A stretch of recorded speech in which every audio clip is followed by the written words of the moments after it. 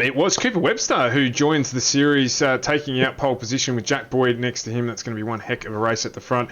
Jack Wittes just behind them as well with Jeff Connell, Dennis Kotarek and Andre Heimgartner round out your top six. And it's Maverick Benson, Luke Turner off row 4 with Josh Fitt and Mitchell Bolton off row 5. Then Merritt and Dyson off row 6.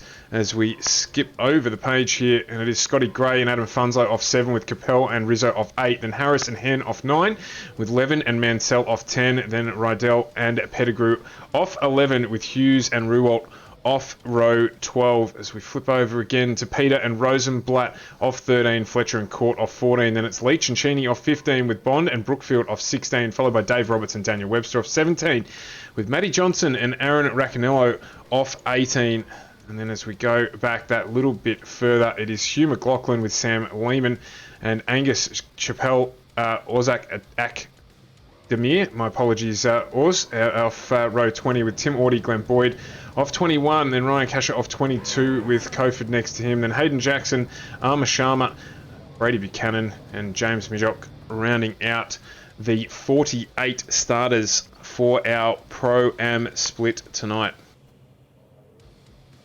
In fact, I haven't even gone far enough back yet. We've got Jeffrey Wang, Jai Potts off row 25 with Luke Fitt, Andrew Hayes off 26, Derek Audie, Phil Audie off 27, and then rounding it out is Mitchell Sparrow. So apologies to those gentlemen. Still getting used to the depth of the grid. Obviously, it's only round 2 for us as well, so we will get started as the safety car will jump in, the pace car will jump in, and we will get away, gentlemen, to the start of the GT Series Round 2 Oz Pro-Am Sim Series here live on FGME Cast. Away we go. Cooper Webster leads away. Great start for Jack Wittes behind him. Jack Wittes getting a good jump down towards turn number 1 on the inside line. On the outside, Jack Boyd there free wide going into the first corner. Who's going to blink first? Looks like Wittes might be able to take this one. Gets a really good exit there. Just pushes Cooper Webster a little bit. He's going to have the inside for the second set of corners for turn 3 right here. Side by side they go, and Jack Wittes is going to take the lead of the race. A fantastic start for Jack Wittes.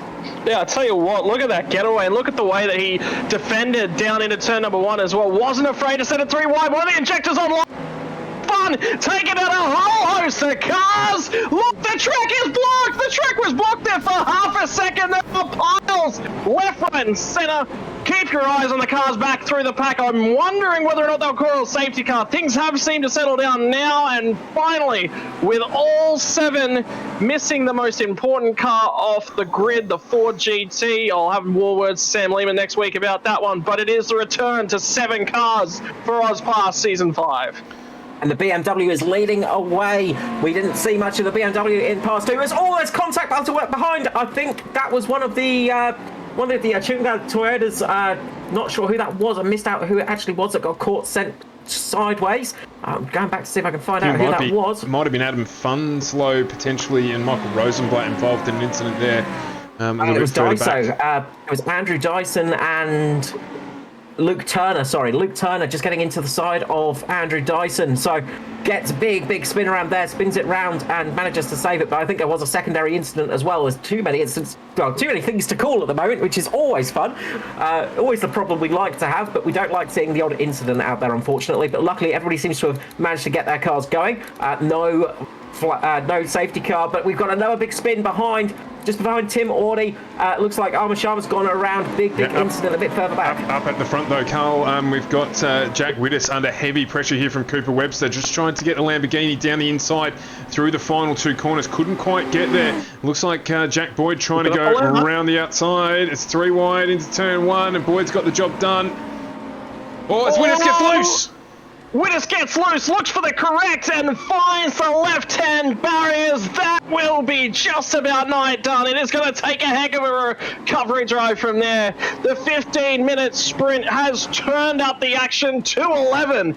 Actually, you know what? It's taken it to 17, because I think a few of these guys will wish this one was probably 17 minutes in length, so they got another lap to recover.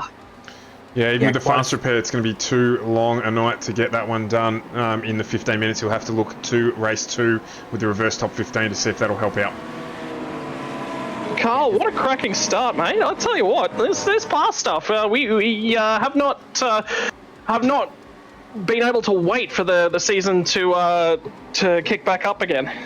We have not, so I'm just going back to actually have a bit of a look at that big incident. I saw Tim Harris is actually out of the car. He got a big hit by one of the Mad Cow entries. Yeah, I think it's Scotty Gray. Scotty Gray.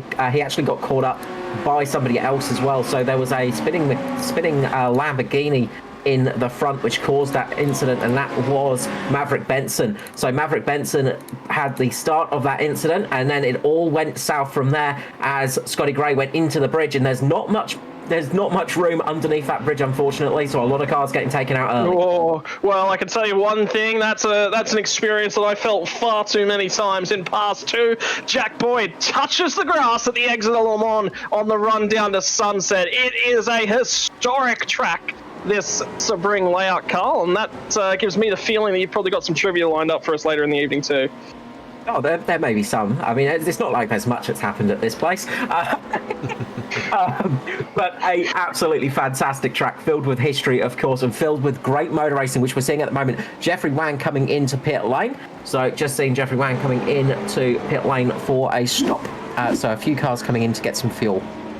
Just Glenn Setter-Rydell, who's just gone around in the background there, grabbed a lot of the curb and then a little bit of the grass, and ended up rotating around in the pulse tuning Ferrari. That McLaren, my apologies.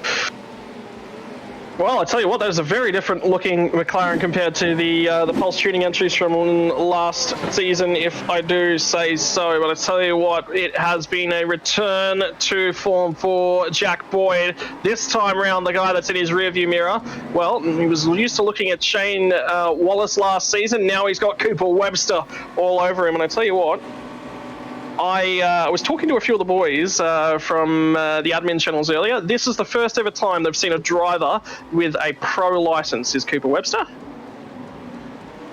Yeah, absolutely. We were talking in the pre-show about his exploits in the earlier in the week, or actually it might have been late last week, in the Porsche Challenge segment to try and get up into the global sports series for Porsche as well. So certainly one talented young man is Cooper Webster. So on a number of fronts. So it's good to see him in the series, and certainly Jack Boyd will be knowing that he's going to have to earn the win tonight. That's for sure.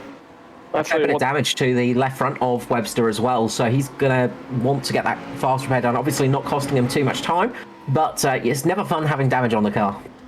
Well, I can tell you, boys, the strategy information for this one, the 15-minute sprint race, there will be 0 pit stops. At about the 10 or 11 lap mark is the pit stop length for our feature race tonight. You can just see Webster. This is where the Lamborghini's strong, down on the entry into Sunset. Look at how tight they are through there. And all of a sudden, the legs on the BMW, they start to crawl away. And I said something to Stuart earlier in the night as well. I think that that BMW is going to be very strong around Sebring with the layout that they've got on these, the downforce levels they've got in the cars.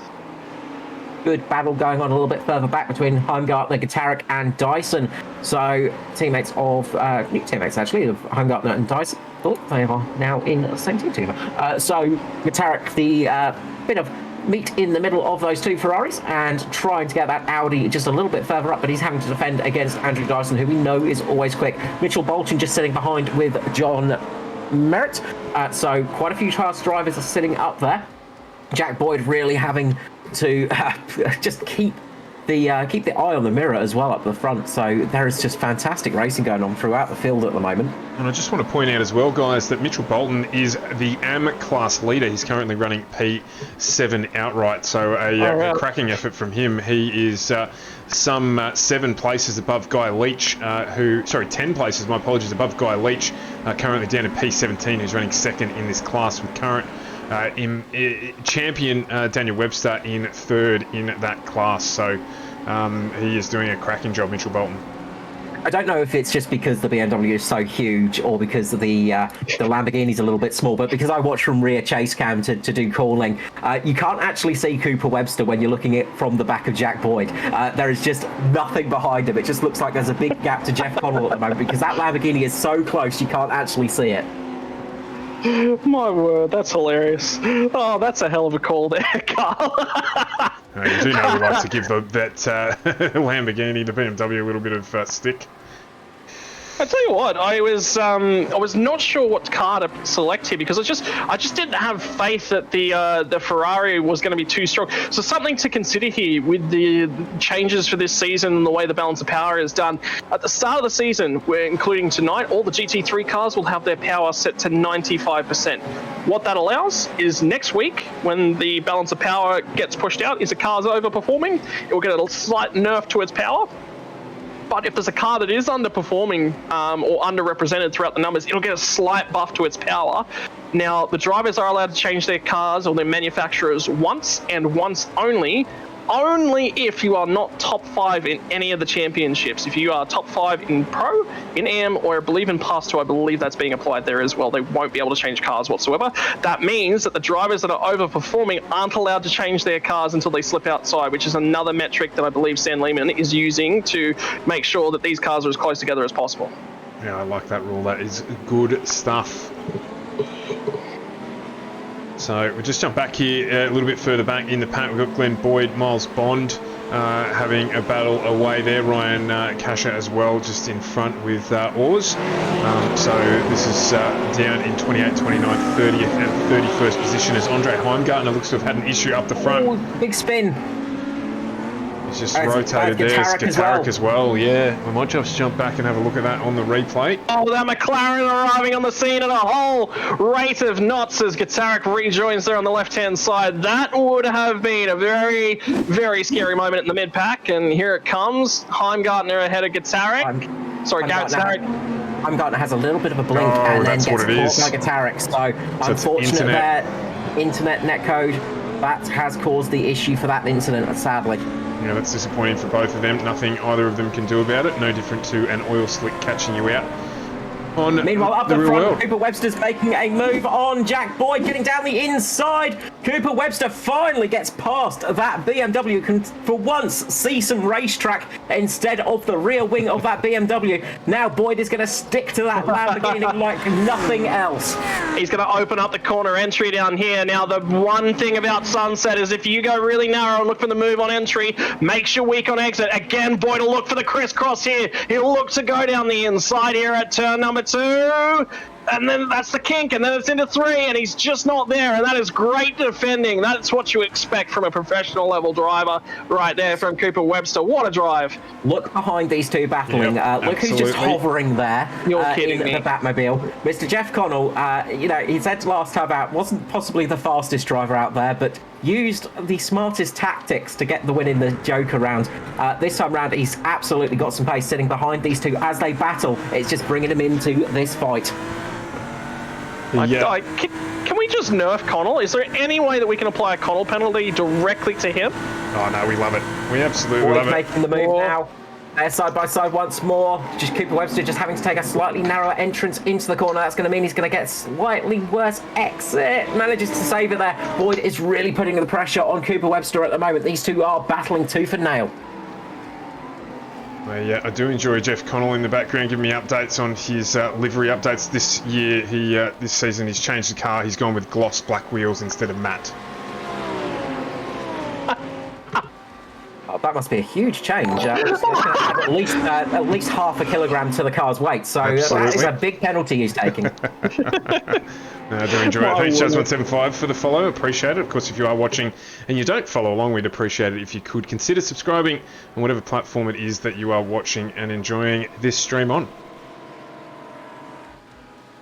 Boyd once again getting a good run into the corner, gets the inside line. Webster going to have to try and use that outside, try to do the crisscross, try and get underneath, but it's tricky to do. Boyd has got back in the lead of this race, and once again that Lamborghini has to look at the back of the BMW. He's going to hope for not too long as they get down to the first corner once more. And I tell you what, have a look at that time on your screen as well, 12:16. That means there's 2 laps left to run. So they'll go side by side once more into turn 1, once more into the start of another lap, and Webster's slightly ahead. Will Boyd back out? Yes, he will. Webster sweeps down from the high line. He's a little bit sketchy there up on the curbs, and all of a sudden Boyd surges back. Connell's in the picture. It's on. It's a 3-way fight for race number 1. I was going to say, watch out for Jeff Connell. He is absolutely smelling some blood in the water. I should say oil in the water right now. Jeff Connell, the Audi shark, absolutely sniffing around, tries to get up there. These two battling is just costing themselves time, although they are setting some quick laps still. Well, they've run away from the rest of the field, these three. P4's a long way back. Now Webster dips to the left-hand side. That nearly looked like, I tell you what, Jack Boyd may have gotten a slowdown penalty there, is what that looked like to me, just for half a moment, or whether he bailed out early so he could get back in the tow before Connell got there. My word. Carl, it is just on back and forth, and that's the thing. It's so difficult to actually get an overtake done around Sebring. It's one of those tracks where it's difficult. It's bumpy. The car gets unsettled a lot of times throughout the lap. So for these guys to be racing this close for this long, it's intense. It is absolutely. I mean, look, Sebring never fails to give us some fantastic racing. It's always one of those tracks that brings it up and brings up the great stuff. You got to wonder, Cooper Webster just sitting behind that Beamer for most of that race, got a little bit more fuel on board, possibly able to stretch the legs now, and maybe Jack Boyd is starting to suffer, just having to try and get into the draft, trying to get a little bit of slipstream so he can possibly make it to the end. Could be a little bit touch and go for fuel right here. So Jack Boyd might be a little bit worried, and meanwhile Jeff Connell's just sitting there just rubbing his hands together with glee. Surely not, that's not the issue. I'm wondering whether or not those front tyres have started to go on the BMW, as is so often the case. Car in pit lane, that's a Macca. Write that one off and out of the equation. It is going to be a 3-way fight with 3 different manufacturers. That's what we wanted with a return to the 7-car full grid for the GT3 format. And I tell you what, it has been on from race number 1. And if you thought this was good, wait until you see the strategy plays from race number 2. And guys, just to give you an update on the amateur class, you don't have to look too far in the background of this lead battle to see the leader of the AM class, now Mitchell Bolton, running in P4. That white Audi in the distance in the background is the leader of our AM category. Yeah, very much could see a Jeff Connell rule coming into effect there. Of course, Jeff Connell famous for bringing in the rule for the AM Pro swap situation, but meanwhile Cooper Webster doing a fantastic job now in the lead of this race. Only half of the way to go, almost at the end as the sun starts to set here, and that beautiful night sky here in Florida shines away.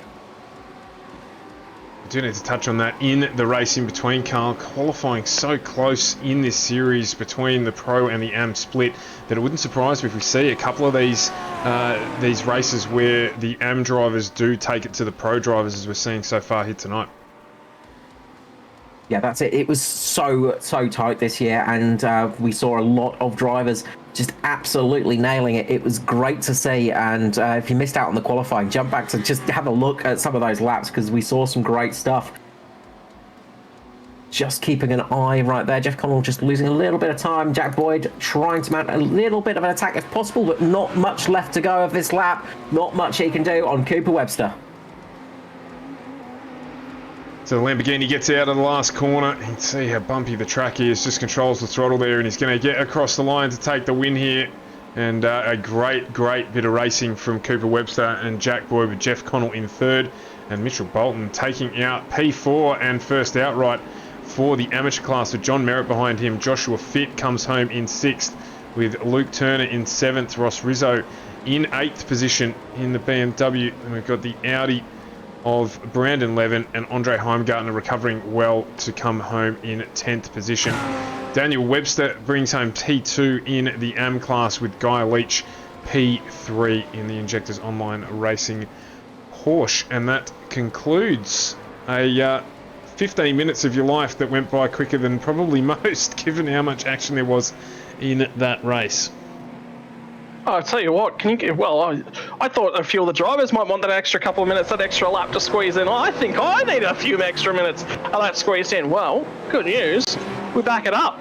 And we go toe-to-toe again next time around. Don't forget, Cooper Webster making his debut within the AUSPASS service. So did not attend last week out. That would mean that just about that, I would say Jeff Connell would still be hanging on to a championship lead after race number 1. But anything can happen, boys.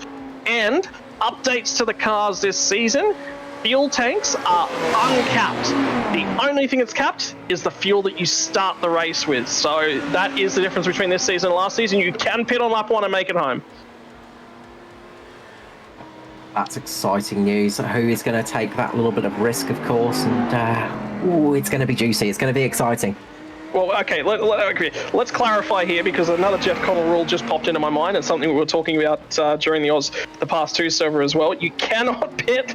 God, Jeff, stop it, please. Stop making us have to come up with rules. You cannot pit before the race has gone green. You cannot file through pit lane on that opening lap. Consider the pit lane entry closed the first time that pace car goes down the lane.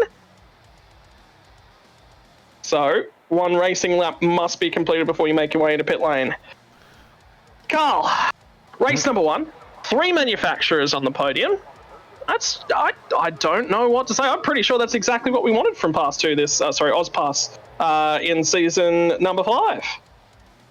Yeah, that is just fantastic stuff, and it is exactly what we wanted. We wanted to see a few more manufacturers up there, a few different cars. We want to see them dicing it out, and we got it. And what great racing that was. That was some fantastic action and some fantastic overtakes as well. That was just something else.